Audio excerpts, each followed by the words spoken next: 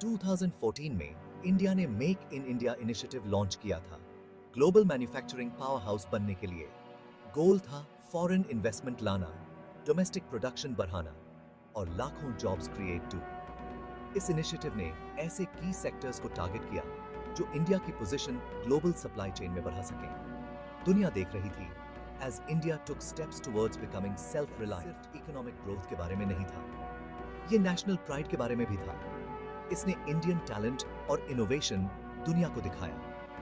Government ने conducive business environment और ease of doing business का वादा किया। टेक्सटाइल्स, आईटी और सोलर एनर्जी जैसे सेक्टर्स को की ड्राइवर्स के तौर पर आइडेंटिफाई किया गया। इनिशियल रिस्पॉन्स बहुत पॉजिटिव था।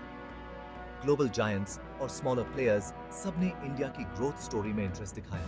हाउएवर, इस विजन को अचीव करने का पाथ इतना आसान नहीं था। हम इसके सक्सेसेस और शॉर्टकमिंग्स, इसके चैलेंजेस और इंडिया के फ्यूचर के लिए इसकी पोटेंशियल को एग्जामिन करेंगे।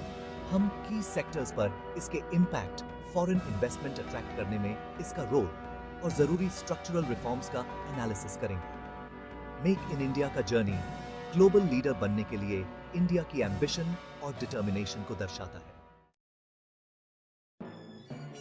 इंडिया की टेक्सटाइल इंडस्ट्री अपनी रिच हेरिटेज के साथ मेक इन इंडिया से बेनिफिट उठाने के लिए तैयार थी। इस इनिशिएटिव का एम था टेक्सटाइल प्रोडक्शन बढ़ाना, जॉब्स क्रिएट करना और एक्सपोर्ट्स को बूस्ट डू।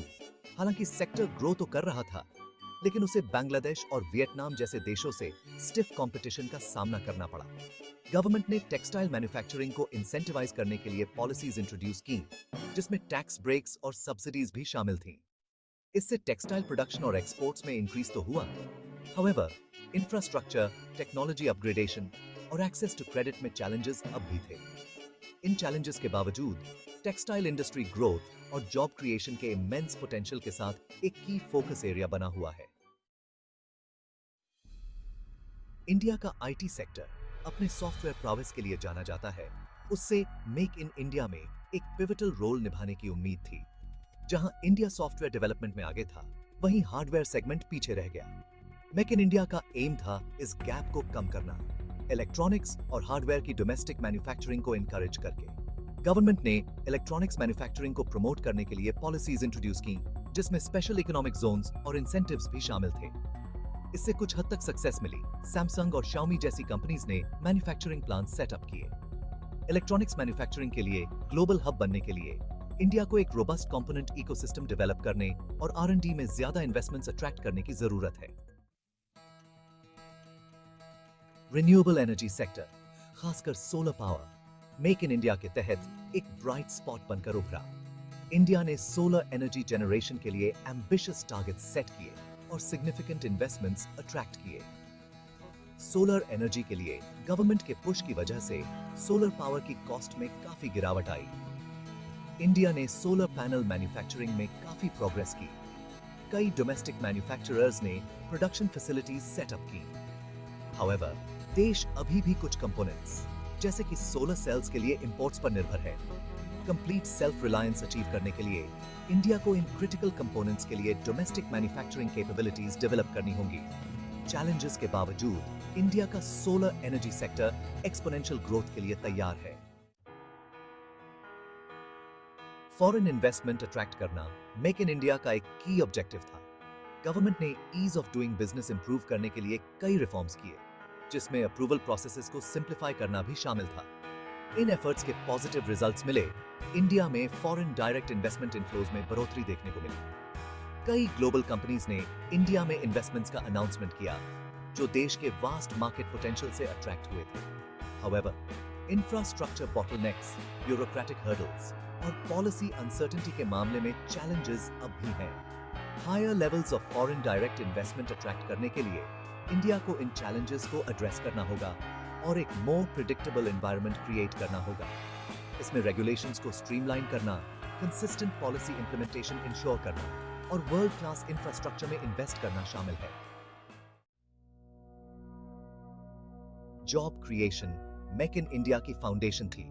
गवर्नमेंट का एम था मैन्युफैक्चरिंग को बूस्ट करके और इन्वेस्टमेंट्स अट्रैक्ट करके लाखों जॉब्स क्रिएट टू। हालांकि इस इनिशिएटिव ने कुछ सेक्टर्स में जॉब्स क्रिएट तो किए, लेकिन एम्प्लॉयमेंट जनरेशन पर ओवरऑल इम्पैक्ट एक्सपेक्टेशन से कम रहा है।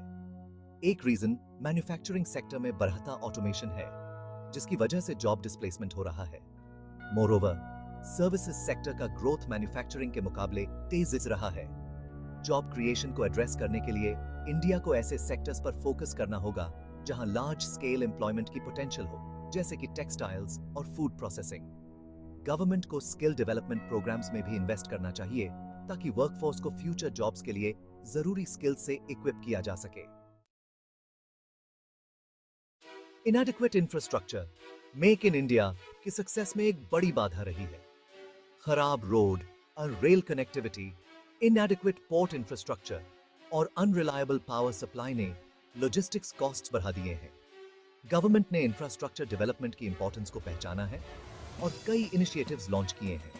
हाउएवर, इंफ्रास्ट्रक्चर गैप को पाटने के लिए इंप्लीमेंटेशन की स्पीड बढ़ाने की जरूरत है। वर्ल्ड क्लास इंफ्रास्ट्रक्चर में इन्वेस्ट करने से लॉजिस्टिक्स कॉस्ट्स कम होंगे, फॉरेन इन्वेस्टमेंट अट्रैक्ट होगा और कंपेटिटिवनेस बढ़ेगी।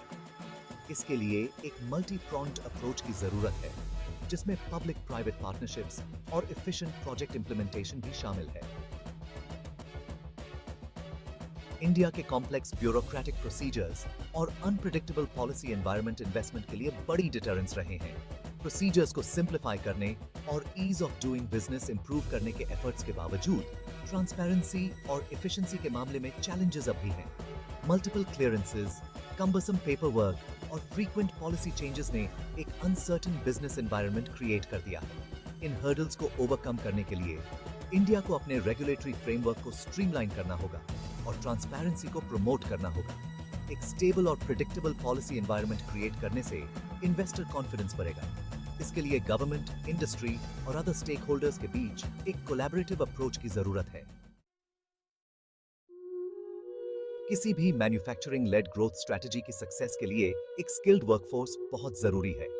इंडिया को एक सिग्निफिकेंट स्किल्स गैप का सामना करना पड़ रहा है, जहां उसके वर्कफोर्स का एक बड़ा हिस्सा मॉडर्न मैन्युफैक्चरिंग के लिए जरूरी स्किल्स नहीं रखता है।